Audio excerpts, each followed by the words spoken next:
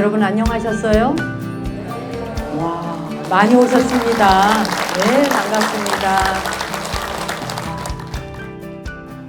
이쪽 지역은 그 비 피해 없었나요? 괜찮았어요? 크게 없었어요? 예, 그나마도 다행입니다. 요번에 이제 경상남북도 지역, 경북 지역이 특히 비가 워낙 많이 오는 바람에 피해를 많이 입었어요. 비가 오면 비가 오는 대로 그렇죠. 비가 안 오면은 또 그 막 여름에 떼약볕 내리 찌워보세요. 그냥 또 그렇게 해서 또 죽어가는 사람도 있어요. 이래도 문제 저래도 문제예요. 그래서 제가 요번에 가만 생각해 보니까 만약에 앞으로 어떤 거를 개발할 수만 있다면 하늘에 이 수도꼭지를 만들어서 필요할 때 좀 쫙 틀고 너무 오면 또 잠그고 이런 기술을 좀 개발할 수 없나? 라고 혼자서 생각해 봤는데 상상이 불가능한 법은 없잖아요. 또 이루어질 수도 있는 거잖아요. 그렇죠, 여러분?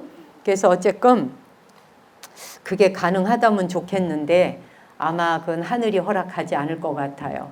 예, 또 만약에 그렇게 좋은 시절이 온다면 또 인간들이 얼마나 교만해지겠어요, 삶이. 여하간 그 재난 지역에는 현재 복구 대책 마련하느라고 지금 군 병력들이 전부 다 투여되어 있고 또 공무원들까지 포함해서 다 그 현재 그 재난 지역에 다 투여되어 있는 상황입니다. 근데 이게 엄청나게 작업을 펼치고 있지만 인간의 힘으로 한다는 게 역부족이잖아요. 그리고 자기 지역엔 피해가 없다 해도 피해가 난 지역을 생각해서 정말 더욱더 우리가 좀 아껴 쓰고 절약하면서 마음도 모으면서 조심조심하면서 살 필요는 있는 것 같아요. 이 자연재해가 심하게 일어나는 이유를 제가 강의도 한 적이 있지만 여러분도 아시겠지만 이산화탄소를 지나치게 내뿜어서 우리가 CO2라고 하는 이산화탄소의 배출량이 급격히 늘어나면서 이게 기후변화가 오게 된 거예요. 예, 이미 아시겠지만 더 확인을 하고 인식할 필요가 있어요. 그런데 중요한 건 뭐냐면 CO2를 배출하는 국가, 가장 많은 양을 배출하는 국가 1위가 한국입니다. 굉장히 심각하다는 얘기죠. 그 말은 뭐냐? 우리는 살고 싶은 대로 산다. 쓰고 싶은 대로 다 쓰고 산다는 이야기예요. 절약하지 않고 좀 참고 견디지 않는다는 거예요. 지금 독일이나 프랑스 같은 국가들, 이런 나라들은 유럽 국가와 선진국들은 탄소 배출 양을 줄이기 위해서 국가적으로 프로젝트를 세워서 총력전을 기울이거든요. 예, 이미 뭐 시작된 지가 10년도 넘어요. 그러니까 우리는 에너지의 자원을 절약하지 않고 다 쓰고 살기 때문에 인식이 없으면, 전혀 인식하지 않으면 내가 배출하는 것이 어느 정도 영향을 미친다라고 하는 생각이 없는 거예요. 그 생각이 없다 보면 이런 기후변화, 환경훼손에 대한 것을 우리가 막을 길이 없다는 겁니다. 제가 오늘 이 자리에 계시는 여러분에게도 이렇게 호소를 하지만 이거는 100번, 1000번, 10,000번을 이야기해서라도 굉장히 중요한 사항이에요. 왜냐하면 우리만 살다 갈 땅이 아니기 때문이에요. 우리 차세대 아이들이 먹고 살아갈 땅을 우리는 청정국토를 어떻게 물려줄 것인지. 현재 195개국이 탄소 중립을 선언한 국가로 되어 있고요. 등록되어 있고 2050년까지 탄소 배출량을 제로 상태로 만들자라고 그렇게 뭐 합의를 했대요. 2050년이면 27년밖에 안 남았어요, 여러분. 모든 생명이 함께 살아가고 공생해가는 길이 무엇일까를 고민해야 되는 거죠. 그러니 사실은 한시바삐 하나하나 우리가 행동으로 실천해야 하고 어떻게 하면 음식물 쓰레기도 최소화할 수 있을 것인가. 하다못해 택배를 마구제비로 시켜가지고 택배에 붙어오는 수많은 포장들, 이 포장들이 또 반복해서 그런 걸 만들어내고 배출하고 그것이 다시 쓰레기로 나가고, 제가 얼마 전에 그 팔당댐 지나가지고 강연을 갔다 왔거든요. 팔당댐 수문 10개가 다 열려가지고 그렇게 어마어마한 양의 물이 내려오는데 중요한 건 뭐냐? 페트병부터 스티로폴부터 물량보다 쓰레기 양이 더 많아. 도대체 우리가 어떻게 된 나라 사람들이냐고요. 그러면서 잘 먹고 잘 사는 나라다. 이게 말할 수 있는 걸까요? 우리가 잘 먹고 잘 살라 그러면 문화 시민이 돼야 되는 거예요. 쓰레기 하나도 어떻게 보면 배출하지 않을 수 있느냐? 내가 사용하고 있는 모든 물건들이 어떻게 하면은 탄소를 배출하지 않을 수 있는 물건을 내가 주문할 것이고 살 것이냐? 왜냐하면 우리만의 문제가 아니고 우리의 차세대 아이들, 40대, 30대, 20대, 10대 미만의 아이들, 이제 태어난 아이들, 태어나지도 않은 사람, 앞으로 미래의 대한민국에 태어나게 될 무수한 사람들이 먹고 살아갈 이 국토를 어떻게 청정하고 물자가 풍부한 것을 남겨줄 것인가. 여러분 개개인이 가지고 있는 재산 남겨주는 거 아무 쓸모 없어질 날이 와요. 이 마시고 있는 공기와 내가 발부비고 있는 땅과 그 다음에 우리가 쓰고 있는 바다와 대양과 대지와 대륙을 어떻게 남겨줄 것인가. 이게 우리 모두의 과제이자 숙제라는 거죠. 그런 차원에서 볼 때 우리 한 사람 한 사람이 행동이 굉장히 중요하겠죠. 그래서 이런 이 지금 기후 온난화 문제, 환경 문제, 이건 지금 우리 모두의 과제예요. 예, 남의 이야기가 아니에요. 근데 보세요. 기후뿐만 아니라 인간의 마음에서 뿜어져 나오는 CO2도 장난이 아닌 거예요. 서울의 한 초등학교의 교사가 그 학부모들의 민원에 의해서 견딜 수 없어서 그 교사가 24살밖에 안 됐잖아요. 결국은 사망하는 사건이 일어났어요. 이 사건으로 인해서 지금 대한민국 전체가 들끓고 있어요. 이게 뭐냐면 인간의 가치가 무너지고 있다는 거예요. 그리고 존엄성이 무너지고 있는 거예요. 교권이 무너진 지 오래잖아요. 그죠? 기차 타고 오면서 뉴스들을 보다가 마음도 무거워지지만 우리도 이제 기성세대들이니까 책임감을 느끼잖아요. 공동의 책임감을 느끼지 않습니까? 이 죽은 선생님을 생각하면 여러분의 자식이고 여러분의 딸이라고 생각해 보세요. 정말 이거는 미칠 것 같이 고통스러운 일인 거잖아요. 예. 법도 바뀌어야 되지만 아이도 아이이지만 아이를 가진 학부모의 교육이 더 먼저 문제예요. 학부모들의 정신 차려야 되는 거예요, 정말. 이건 무슨 말이냐? 제일 중요한 게 뭐냐? 학부모는요, 아이들이 했는 말을 그대로 믿으면 안 돼요. 이 말은 아이들의 말을 불신하라는 말이 아니에요. 애 말을 불신하라가 아니라 어린 아이들은요, 이 뇌에, 브레인 안에 수초가 있습니다. 그 수초가 미엘린이라고 하는 게 있어서 감겨야 됩니다. 이 미엘린이 감기지 않은 그냥 수초 상태, 그렇게 수초 상태로 감기지 않은 상태에 있을 때는 명확하게 판단하거나 생각할 수 없어요. 이게 브레인 자체가. 그러니까 아이들은 그 뇌의 뉴런이 정확하게 연결이 되어 있지 않다고 하는 말이에요. 무작위로 사방천지 흩어져 있어요. 이 뉴런들이. 천지사방에 흩어져 가지고 어디에 가서 접속할지가 아직 결정이 안 된 아이들이에요. 이게 어린아이들의 뇌예요. 브레인이에요. 엄마한테서 태어났다 뿐이지 만들어가는 중이에요. 만들어가고 있는 과정일 뿐인 때에 애가 하는 말을 부모가 그대로 믿고 선생님한테 폭격하듯이 한다. 이게 지금 교육이 잘못된 거예요. 이게. 아기 때는요, 필요 이상 신경계가 많아요. 막 천지 흩어져 있어요. 신경계의 연결이라고 하는 게 필요 이상 뻗어나가 있다 보니까 정확하게 시냅스가 접촉을 하지 못해요. 딱. 뉴런끼리 맞아떨어져야 손도 요렇게. 요것이 미엘린이 감겼을 때 요게 되는 거예요, 여러분. 애가 밥숟가락 하나 떴죠? 밥숟가락 떠갖고 입으로 가요? 여기 갖다 집어넣잖아요. 안 맞아요. 조준이 되지 않아요. 정확하게. 그렇죠? 이게 뭐냐면 뉴런을 연결하는 수상돌기나 축삭돌기라고 하는 게 있어요. 이런 부분이 연결이 사방 모든 것에 흩어져 있다고요, 애들은. 어른들은 요게 딱 맞아떨어지고. 여러분은 지금 사람 눈을 저를 쳐다보고 있잖아요. 10세 미만의 아이들은요, 사람 눈 맞추는 것도 어려워요.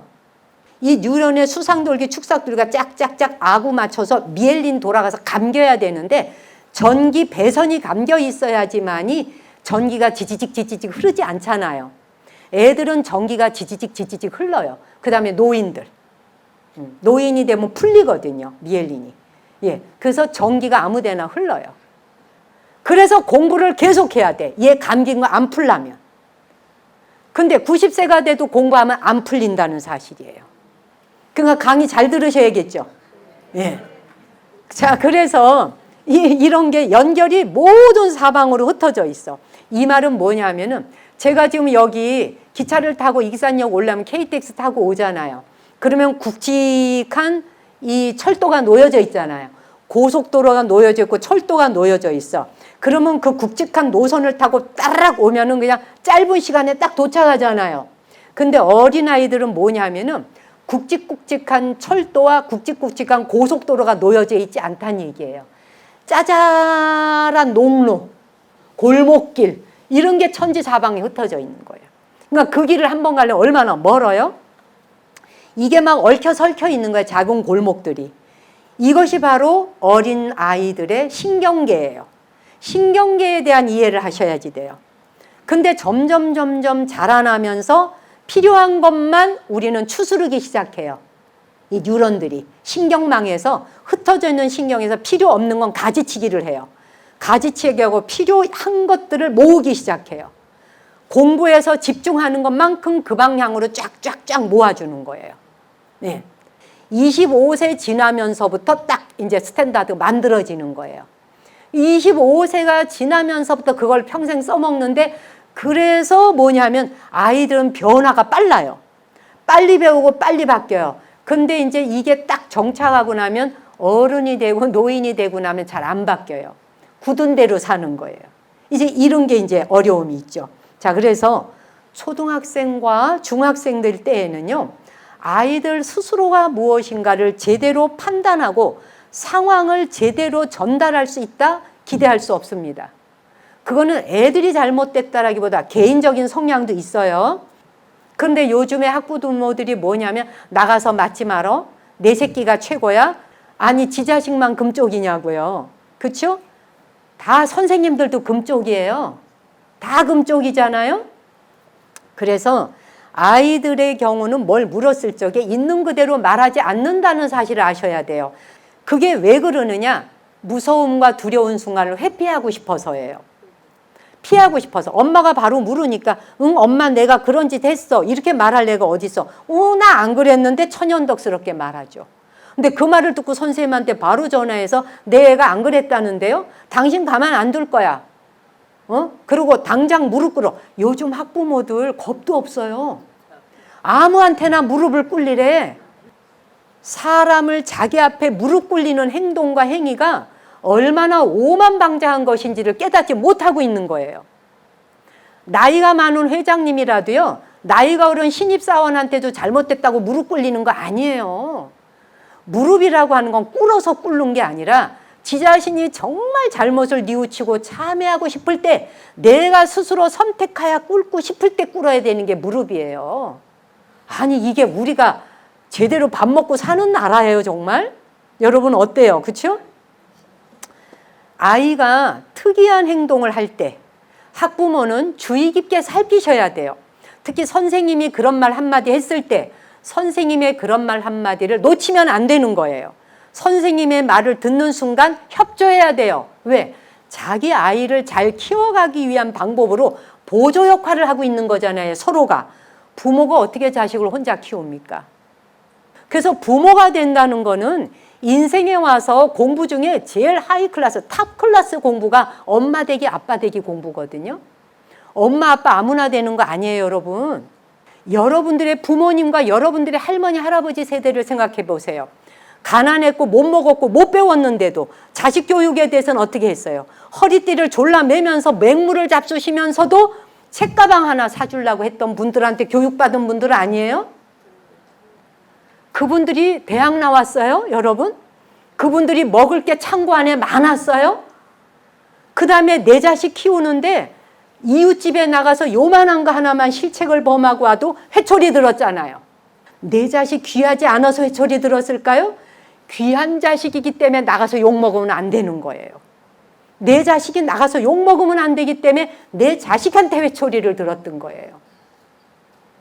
그러나 폭력은 무조건 안 되는데 폭력과 정말 어떤 매질은 다를 수가 있어요. 차이가 있을 수 있는 거예요. 그렇잖아요? 근데 여하간 부모가 감정 난다고 애 때리는 거 절대 안 되는 거고요. 그렇죠? 그 다음에 내 자식 귀하단다고 다른 자식한테 욕설하는 거 안 되는 거예요. 하여간 애가 집에 와서 뭐라고 말할 적에 뭔가 질문하는 것부터 시작하셔야 돼요. 묻고 대화해가는 방식에 대해서 잘 풀어가는 거에 대해서 부모님들이 엄청 공부하고 연구하셔야 돼. 요즘 영상도 많잖아요. 영상도 보면서 공부도 하셔야 되고 질문하는 힘을 키우셔야 돼요. 아이에게 어떻게 질문해야 되는지, 그리고 그 아이하고 어떻게 이런 순간에 대화를 나눠야 되는지 고민을 수도 없이 하고 사유하셔야 돼요. 아이들은요, 25살이 될 때까지 계속 변합니다. 달라진다고 하는 걸 잊지 마셔야 돼요. 신경가소성이라 그래요. 신경가소성이 25세까지는 무지 뛰어나요. 가소성이라는 게 뭡니까? 유연성이잖아요. 변하고 달라질 수 있다는 거잖아요. 그렇죠? 노인이 되면 어떻게 돼? 신경가소성이 떨어지고 느려지죠. 바뀌기가 어려워요. 그래서 한번 고정관념이 바뀌면 습관 바꾸기가 그렇게 어려운 거예요. 자기 버릇대로 산다 그러는 거예요. 근데 이게 바뀌지 않느냐? 아니, 바뀐다는 거예요. 느리지만 나이가 먹어도 언제든지 변할 수 있다. 스스로 타고난 유전적 기질이 있다 해도 거듭거듭 꾸준히 노력하면 바꿀 수 있다는 거예요. 근데 노력하지 않고 그냥 아유 뭐 이제 내가 이 나이 먹었는데 뭐 이 나이 먹어서 내가 뭘 그렇게 하겠어. 이제 그냥 대충 좀 쉬면서 쉬엄쉬엄 가지. 그러면 어떻게 돼? 미엘린 감겼던 그게 다 풀어지지. 그냥 수초가 막 늘어지지. 그게 행동거지가 막 그냥 되니까 어떻게 해? 몸 수초 풀려가지고 미엘린 풀려서 수초가 막 여기저기 하면 전기통하면 어떻게 되는지 알아요? 허리병까지 나요. 여기저기 신경통이 바로 그거예요, 여러분. 배우고 집중하면 신경통이 고쳐져요. 뇌가 바뀌니까요. 말하자면 우리 자신이 타고난 한계가 있다라고 생각하지만 타고난 한계가 없다는 것이 불교 내용의 전부예요. 반야신경 내용을 한마디로 말해봐. 그런다면 우리 알아듣기 쉽게 말하면 타고난 한계는 없어. 무한대야. 잠재의식 무한대야. 이 말이에요. 그냥 쉽죠? 네, 그러니까 반야신경 내용이 뭐야? 누가 물으면 모르겠는데 이러지 말고 타고난 한계는 없다야. 하실 수 있죠? 어디 나가도 하실 수 있죠? 이거 갖고 좀 전법 좀 하고 다니세요. 포교 좀 하시고. 아시겠죠? 타고난 한계 없다는 거예요. 스스로 한계와 제약을 정할 때만 한계가 있다. 내가 생각으로 아유 나는 이런 거 못해. 나는 부족한 사람이야. 나는 머리가 안 좋아서 IQ가 낮아서 공부 못하는 사람이야. 난 기억 못하는 사람이야. 지가 입으로 했는 것만이 한계예요. 자기가 만들어 놓고 나는 뭐도 부족해. 나는 뭐를 못해요. 이것도 못해요. 저것도 못해. 운동도 못해. 뭣도 못해. 그죠? 자, 그런데 그 모든 한계와 제약이 뭐냐? 자기의 생각과 자기의 말로 만들었을 때만 한계가 있는 거예요. 자기의 생각으로 만든 것만이 한계이지 본래 한계는 없다예요. 그게 바로 반야신경 내용이에요. 타고난 한계 없다. 그런 걸 타고난 한계를 그래서 바꾸기 위한 방법이 불교에도 있고 굉장히 많은데 아비투스라고 하는 말이 있어요. 아비투스라고 하는 말은 뭐냐면은 개인의 취향, 그 다음에 자기의 습관, 본인의 아우라, 자기의 기질, 본인의 성격, 이걸 전부 아비투스라 그래요. 그러니까 사람마다 다 그 아비투스가 있어. 호남 지역이 오면 호남 지역의 아비투스가 있어. 대한민국 사람은 대한민국 사람의 아비투스가 있어. 서양 사람은 서양 사람의 아비투스가 있어. 우리나라에서 예의범절 없는 게 딴 나라에서는 예의범절 있는 걸로 생각해. 그 나라에서 예의범절이 우리나라에서는 예의범절 없어. 예, 그러는데 그 방식과 태도는 사실은 고정된 게 아니라는 거야. 그래서 이거는 몰랐던 것을 깨달아가면서 계속 거듭 바꿀 수 있다. 말 한마디 듣는 순간 아 그렇구나. 아 맞다. 이런 거 있죠? 아 맞다. 아 그렇구나. 공감하면서 아 내가 그걸 몰랐네. 자기 자신을 보면서 몰랐던 세계를 알아가는 거. 그게 바로 아비투스 스스로의 습관과 태도를 바꾸어가는 거예요. 자, 그런데 사람은 누구나 자기에게 재산이 있어요. 수많은 사람이 다 각자 자기 재산이 있어요. 재산이요 자본이라 그래요. 그럼 우리는 재산, 자본 그러면 제일 먼저 떠오르는 게 뭐예요? 예, 돈이 떠오르잖아. 자, 그런데 보세요. 자본과 재산이라고 하는 건 돈만 있지 않아요. 돈도 자본이고 재산이지만 그 사람이 무엇인가를 해낼 수 있는 능력도 재산이고 자본이에요. 자원봉사 잘하는 능력도 있잖아. 그렇죠? 남 잘 돕는 능력도 있죠. 남 잘 가리키는 능력도 있죠. 남한테 친절 베푸는 능력도 있죠. 이게 다 능력이에요. 능력도 전부 다 그 사람의 자본이에요. 그 다음에 인맥, 그 사람이 누구를 알고 지내는가, 누구를 알고 지내는지 인맥 관계를 보면 그 사람이 어떤 사람인지 바로 알죠. 남한테 좋은 인맥이 되어주려면, 예를 들면은 이 A라는 사람이 B하고 친해. 그러면은 A라는 사람이 B하고 친할 때 A와 B가 두 사람 다 아주 괜찮은 하비투스를 갖고 있어야 서로가 양쪽이 다 좋은 거예요. 그렇잖아요? 그 다음에 뭐냐면 교육받은 정도도 다 그 사람 자본이에요. 자산이에요. 자, 그런데 초등학교를 안 나왔는데도 불구하고 배우려고 노력을 해. 그리고 글자도 깨우치고 시도 써. 그런 거 보셨죠? 어머니들, 할머니들.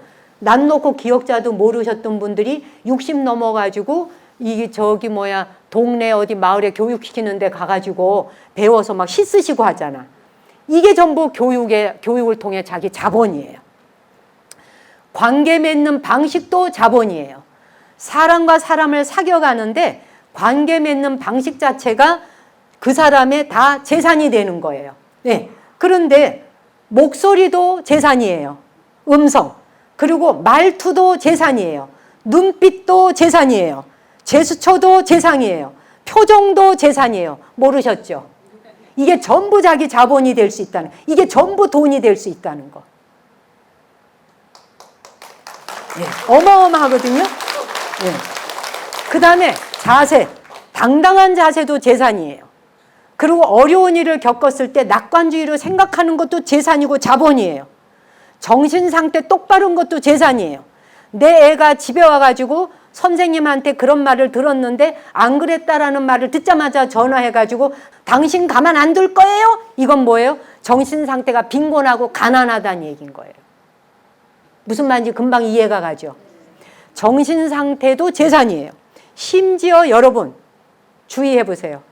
자신의 이름 석자도 재산이에요. 그래서 자기 이름을 자기가 브랜드로 만드셔야 돼요. 아시겠어요? 본인이 어떤 사람인지를 자기가 자기 브랜드의 가치를 높이셔야 돼요. 브랜드만 쫓아가면서 돈 주고 사지 마시고 본인의 이름이 브랜드가 돼야 돼. 그래야 자기 집안이 브랜드가 되는 거예요. 그런 세상이에요. 유튜브는 개개인 한 사람 한 사람이 브랜드가 되는 시대가 열렸잖아요. 안 그렇습니까? 태어난 배경은 이미 결정된 거예요. 태어나는 순간에 결정되었고 그것이 나에게 유일한 건 아니에요. 자, 그런데 새로운 경험에 따라서 사람이 바뀌어요. 이 말은 뭐냐? 나 왜 살아? 나 왜 태어났어? 나 살고 싶지 않아. 왜 나를 태어나게 했어? 엄마 아빠 왜 불장을 안 해다가 왜 나 태어나게 했어? 나 도로 집어넣어. 난 오고 싶지 않았어. 이게 말이 될까 안 될까? 왜 안 될까? 왜 안 돼야? 이치 안 맞아? 왜 이치 안 맞아? 자, 좋아. 지가 뛰어들었잖아. 난 불장난 하는데 왜 지가 들어와? 누가 지 들어오라 그랬어요? 그래 안 그래요? 그리고 중요한 사실은 뭐냐? 1억 개를 제치고 지가 전쟁터에서 싸워서 나온 거잖아요. 여러분이나 저나. 왔을 때는 뭐예요? 인생의 게임은 태어나는 순간부터 출발이에요. 왜 태어났어요? 물을 필요 없어요. 왜 태어났냐를 물으면 진 빠지고요. 대답 없어요. 해답이 없어요. 아시겠어요? 왜 살아?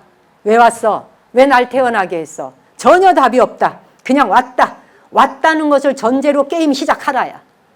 자기 인생의 경기가 시작됐는데 그 경기장에 와가지고서는 지가 선수로 와놓고 왜 나 여기 불렀어요, 여러분? 지금 그 꼴이에요. 안 그래요? 선수 선발전에 들어온 이상은 올림픽 선수 출전하듯이 훈련해야 돼, 안 해야 돼요? 그래서 사자하고 거북이가 이제 한번 달리기 시합이 붙었어. 이제 사자랑 거북이하고 토끼가 아니에요. 그래서 달리기를 막 하는데 거북이가 당체 안 와. 그러니까 사자가 도로 가고 야, 그 등짐에 그 가방 좀 내려놓고 뛰어. 라고 하니까는 이제 아무 말도 안 하고 그냥 거북이가 슥 이렇게 가 이제. 가니까 또 가다가 도로 와. 깝깝해 죽겠는 거야. 야, 가방 좀 내리라고 라고 하니까 냅둬요. 충청도 거북인가 봐. 이 호남 거북이는 뭐라 그러면 돼? 냅둬 불어. 맞나요? 아, 냅둬 불어. 니나 가. 그럴 거 아니야. 그런데 이제 또 갔지. 또 이러고 어제 한 10분 갔어요. 사자가 속 터져 죽겠어. 도로 와가지고, 야, 너 내 말 안 들려? 가방 내리라 그랬지? 그래야 너랑 나랑 뛸 거 아니야? 그랬더니 거북이가, 야, 임마, 간섭하지 말고 너 그 풀어헤 친 산바람 머리나 좀 메고 뛰어. 그랬다는 거야. 응? 그 풀어헤 친 머리나 좀 붙들어 매. 이 말은 뭐냐? 사자는 사자로서 이미 풀어헤치고 달리기로 한 거예요. 거북이는 가방 메고 살기로 한 거고요. 무슨 말인지 이해하시겠어요? 가방 메고 달리는 놈한테 가방 내려놔라. 이미 숫사자 풀어헤친 머리를 좀 매라. 돼요, 안 돼요? 지 생긴 대로 살아야 된다는 거예요.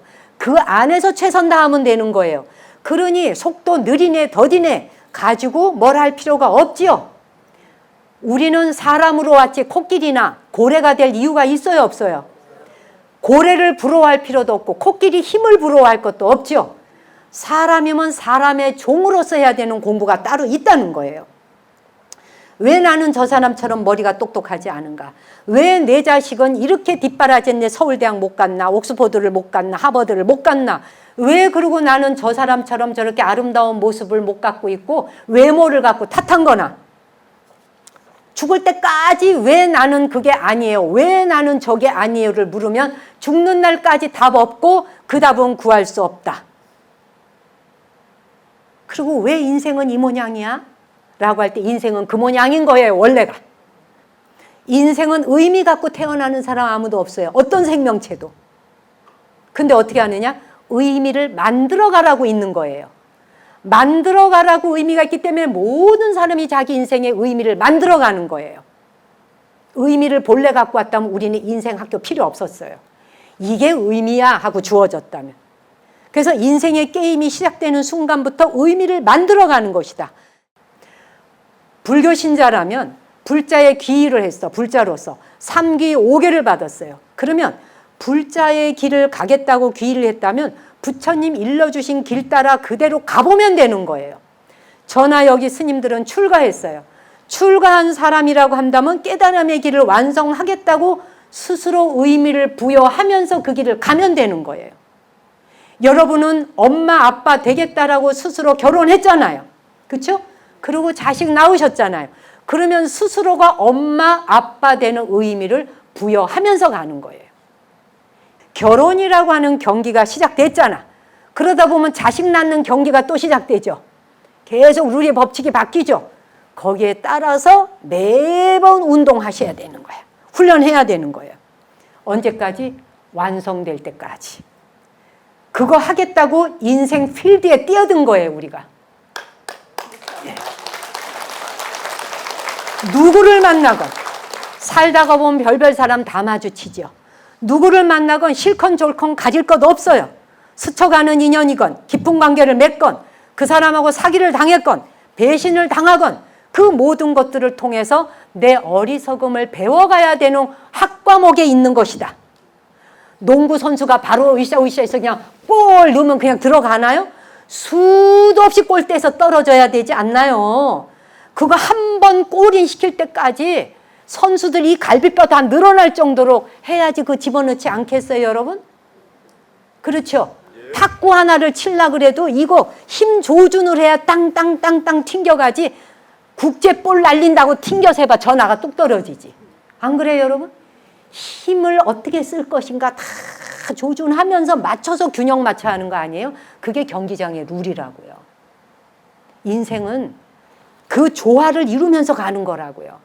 그러는데 자기가 그 경기장의 룰을 다 아는 게 아니잖아요. 막바로 골대 들어가는 거 아니잖아요. 그러다 보니 어떻게 돼? 엇박자도 나고 헛발질도 한다는 거지. 그래서 안 만나고 싶은 인간도 만나진다는 거지. 근데 안 만나고 싶은 사람 한번 만나고 나면 어떻게 될까? 부쩍 크지. 부쩍 커. 아, 근데 그때 마음 문 닫아버리면 안 돼. 이건 망하는 거예요. 마음 문을 닫아버리면 못 커요. 그런 일을 겪었을 적에 그로부터 어떻게 돼? 눈 똑바로 뜨고 더욱더 현명해지자. 더 많이 배워야지. 더 많이 배워야지. 그렇죠, 여러분?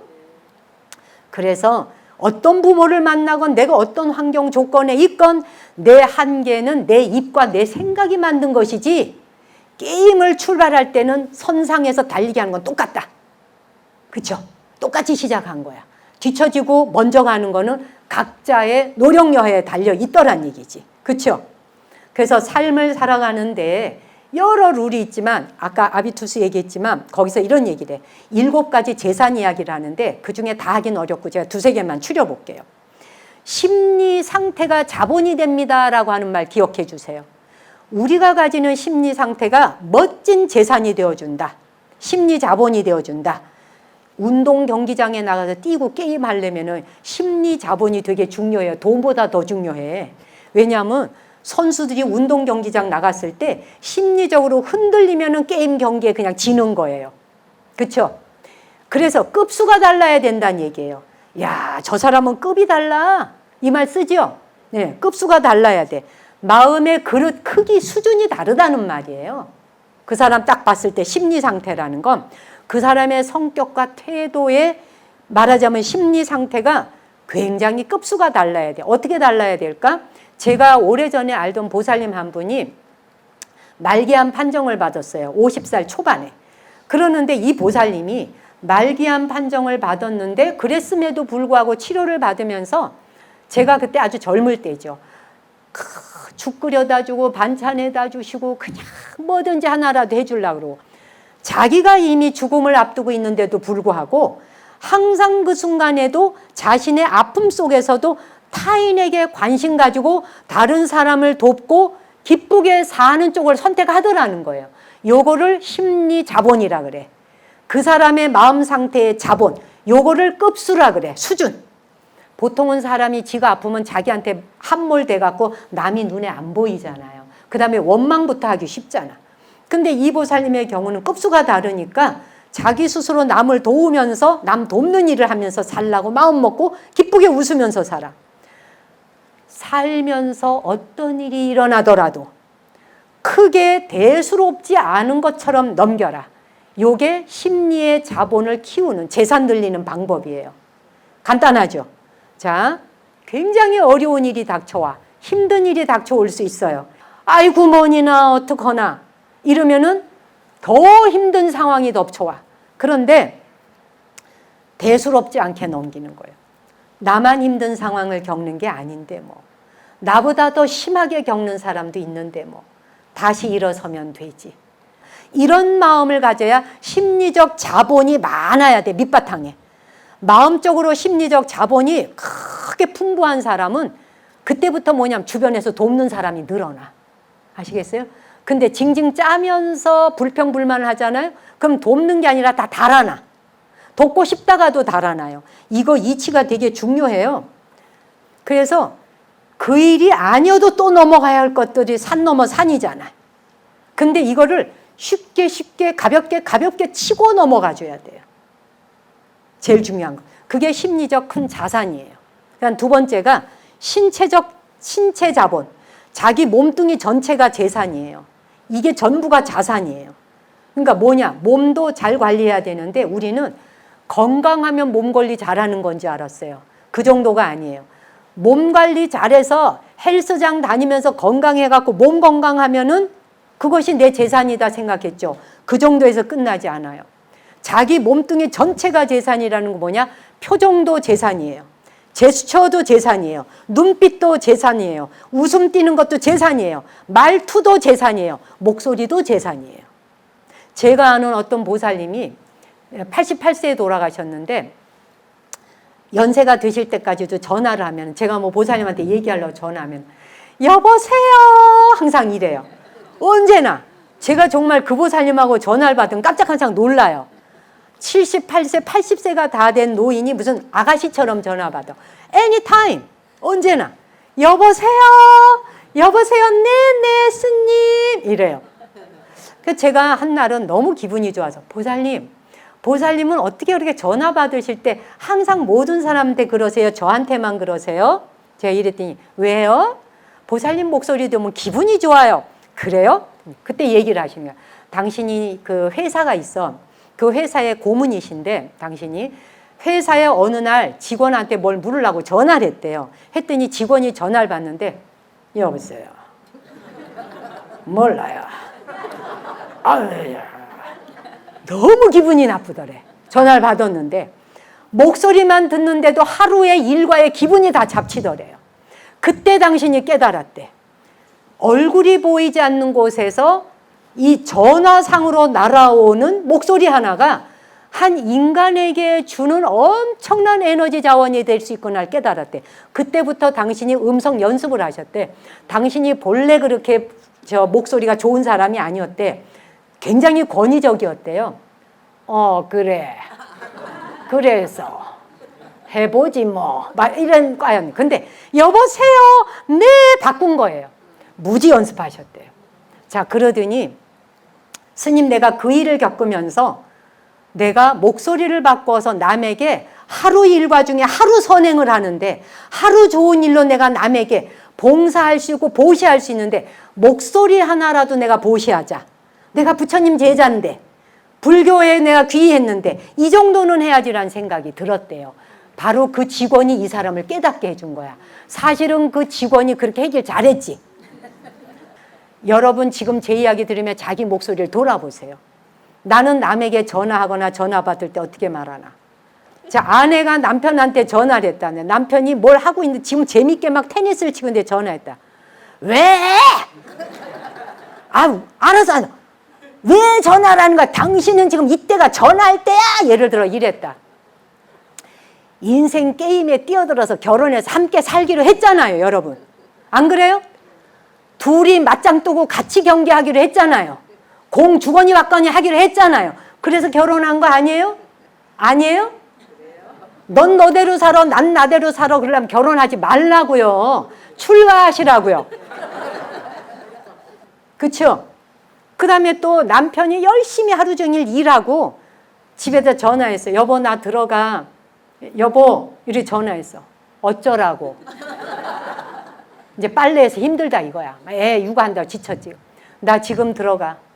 오던지 말던지. 그러면 이건 경기가 안 된다고요, 여러분. 게임이 이미 안 된다고 인생에. 그렇죠? 이건 규칙 위반이에요. 그렇잖아요, 여러분. 그래서 신체 자본. 뭐가 신체 자본에 들어가요? 재산이 눈빛, 표정, 제스처, 목소리, 건강. 자기 몸뚱이 전체가 다 재산에 들어간다고요. 여러분 자신은 여러분 몸뚱이가 얼마짜리의 재산을 가지고 있는지를 매일 점검하셔야 돼요. 돈 많은 워렌 버핏이니 뭐 이런 사람 부러워할 것 없어요. 여러분 몸뚱이가 전체가 굴러다니는 재산이게 만드셔야 돼. 왜 우리는 재산을 돈만 갖고 재산이라 생각하냐고요.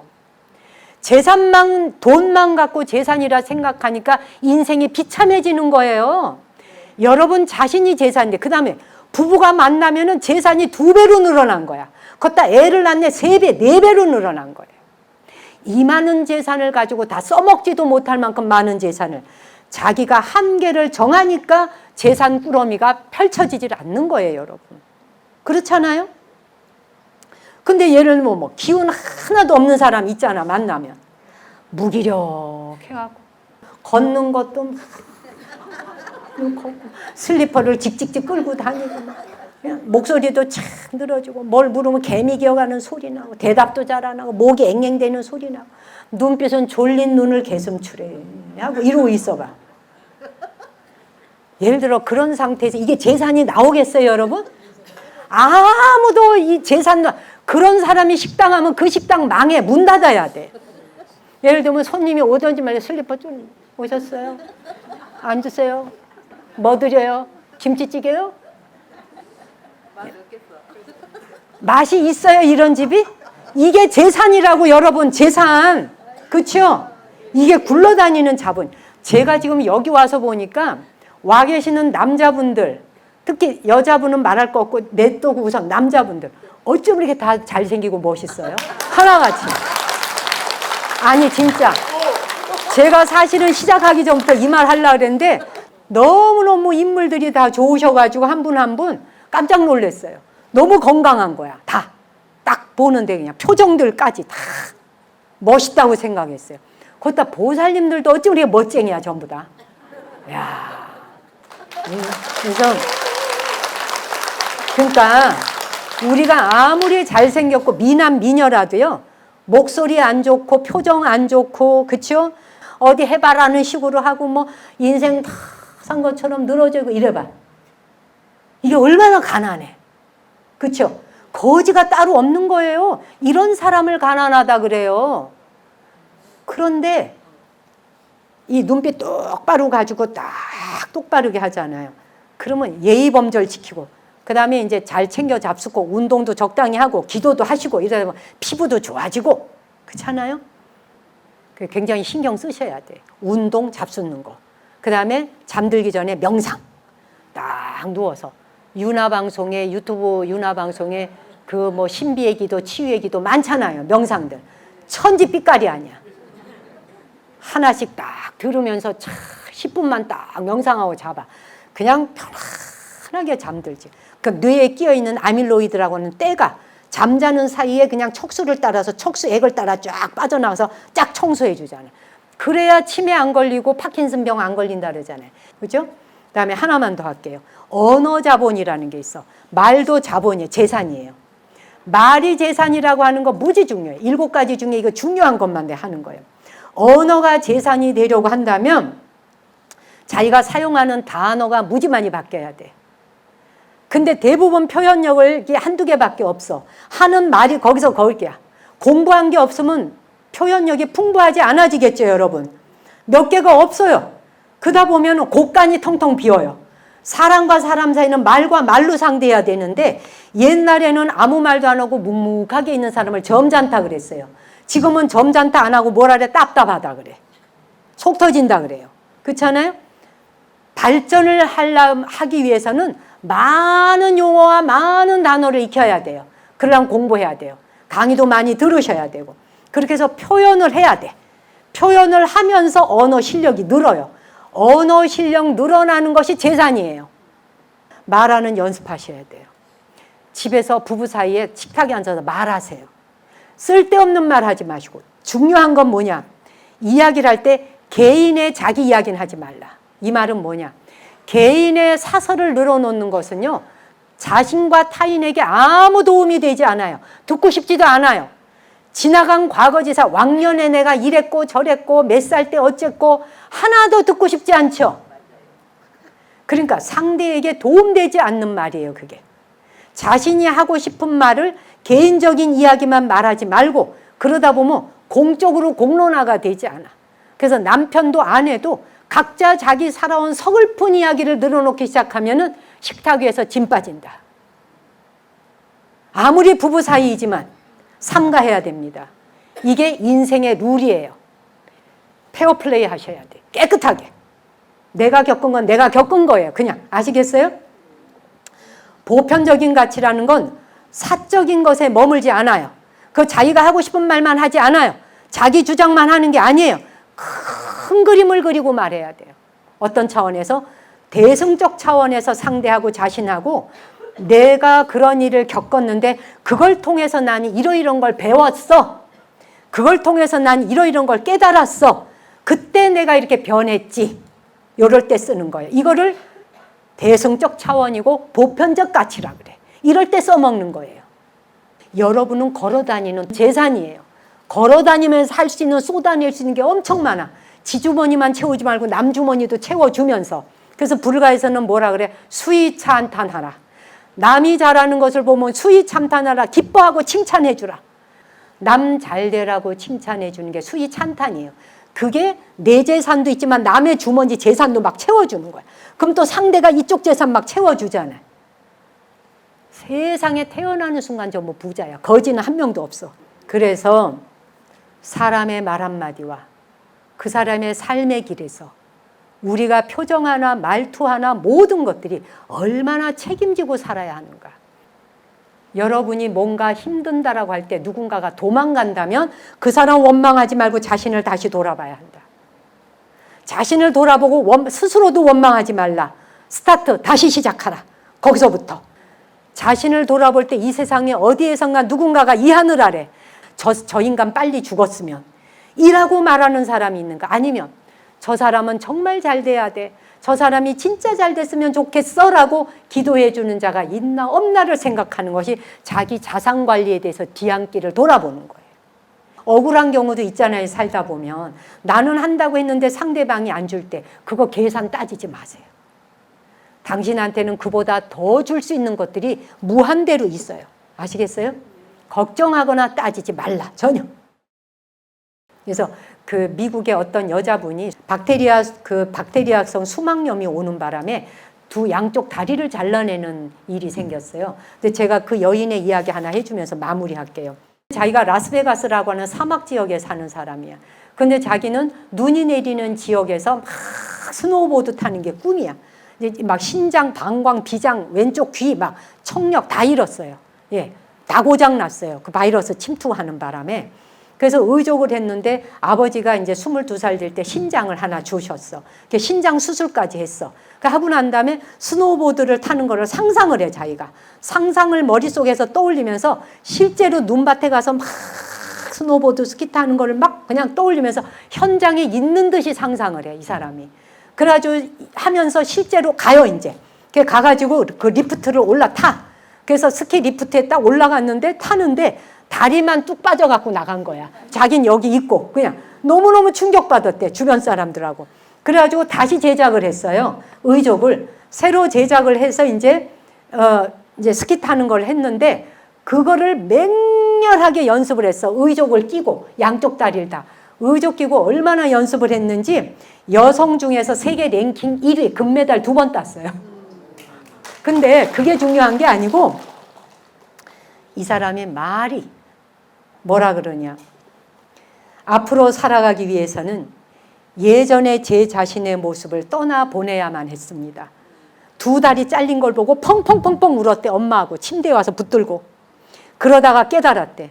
내가 스노우보드를 타고 싶어. 그렇다면 내가 이 상태에서 내 꿈을 꾸자. 그러면서 뭐라고 하냐? 앞으로 살아가기 위해 예전에 나의 아름다웠던 모습과 결별해야 합니다. 지금의 이 모습을 받아들여야 한다. 그걸 나는 깨달았습니다. 더 이상 멋있는 옛날의 모습에 연연하거나 거기에 머물러서 탓할 필요가 없습니다. 거기에 고정되어 있을 필요가 없음을 깨달았습니다. 그러면서 뭐라냐? 다리가 없으니까 데이트할 때 키 작은 사람하고 하면 돼요. 예, 키가 늘씬하게 컸거든. 그 다음에 만약 스노우보드를 탄다면 더 이상 발이 시리지 않아서 좋겠네요. 만든 의족이니까. 제가 아까 이야기했죠. 심리자본. 심리적으로 내가 어떤 고통을 겪더라도 그것을 내가 넘기는 별것 아닌 것으로 넘기는 생각을 하라. 그렇죠? 그러니까 이 아가씨가 더 이상 발이 시리지 않아서 좋겠네 라고 생각할 수 있는 이 멋진 생각 하나가 자기를 이렇게 세운 거예요. 괜찮아. 예. 그러면서 이 아가씨가 스노우보드를 타기 시작하면서 뭘 하기 시작했냐. 자기는 꿈을 가지기 시작했대. 비영리 단체를 설립을 해. 그리고 신체적인 장애를 겪고 있는 모든 청소년들, 젊은이들, 장애가 있는 청소년들을 스포츠를 가르쳐. 스포츠 활동을 하게 만들어. 그리고 남아프리카로 가서 수천 명의 헐벗고 발벗고 다니는 아이들에게 신발을 맞춰줘. 신발을 신고 다니도록 발 다치지 않게 만들어줘. 그렇게 해서 해주고 학교를 갈 수 있도록 도와주는 비영리 단체를 운영하는 사람이 되었어요. 그 꿈을 이룬 거야. 그러고는 스노우보드 대회에서 금메달을 따는 쾌거를 이루죠. 그러면서 사람들이 자기에게 묻는데요. 다리를 잃기 전으로 돌아가고 싶느냐 묻는데요. 자기는 자신 있고 당당하게 아니오라고 대답합니다. 원래 내가 다리를 잃기 전에 아름다웠던 그 모습으로 돌아가고 싶느냐? 아니, 왜? 두 다리를 잃은 것은 자신의 정신을 마비시키지 않았고 오히려 나를 성장하게 했다.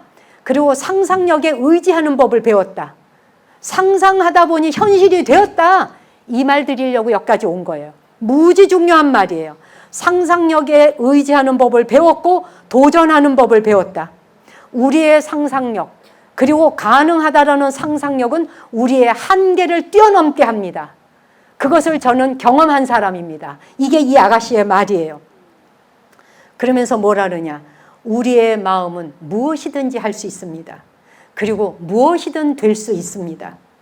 두려움을 무서워하지 말고 두려움을 그냥 정면으로 보세요.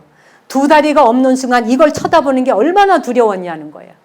두 다리가 사라진 자기 모습을 보는 게 얼마나 고통스러웠겠어. 이걸 보고 싶었겠어요? 아래 하체를 내려다보고 싶었겠어요? 근데 내려다보기 시작한 거예요. 있는 그대로 정면으로 바라봤습니다. 두려움을 무서워하지 않고 정면으로 보는 순간 나는 한계를 넘었습니다. 너무 멋있잖아. 사실 그 차시환원이라는 말이 있어요. 이 말로 마무리할게요. 차시환원이라고 하는 말은 차시환혼, 시신 시자, 시체 시자예요. 시신을 빌려서 다시 살아나라. 시신의 몸뚱이를 빌려서라도 다시 살아나라. 이 말은 뭐냐? 도력이 굉장히 높은 이현이라는 도사가 있었어요. 중국에. 그래서 이 사람은 인간계와 선계를 막 마음대로 드나들어. 인간계 선계를 자유자재로 드나들다가 이 도사가 어느 날은 선계로 갔어. 육체를 떠나서. 선계에 가서 7일 동안 휴가를 가서 여름 휴가를. 여름 휴가 가서 놀다가 왔더니 와서 보니까 자기 몸뚱이 죽었는지 알고 불태워버린 거야. 몸뚱이가 불태워지니까 어떻게 들어갈 데가 없잖아. 몸뚱이가. 근데 옆에 보니까 죽은 시체가 하나 있어. 거지가 죽은 거야. 그래서 할 수 없이 별 볼 일 없는 시신이지만 거기에 들어가요. 거기에 들어가서 다시 사람 몸으로 탄생을 해서 지상에 다시 와요.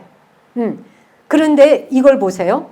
몸속으로 거지의 몸으로 들어가서 다시 인간으로 돌아오게 돼. 만약에 이현이라는 도사가 저 인간의 몸뚱이는 별 볼 일이 없어. 저런 거지 같은 몸에는 난 안 들어갈 거야. 멋있고 아름다운 몸뚱이에만 의지해서 살 거야. 예를 들어 이래서 지 몸뚱이 찾는다고 막 다녔다면 어떻게 돼?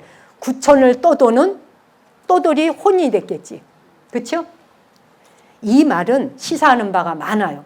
살다가 보면 내 몸뚱이에만 집착해서 이 몸뚱이만 고집하지 말라는 거예요. 그렇잖아요? 이 몸뚱이가 늙어가고 병들고 변화 오잖아요.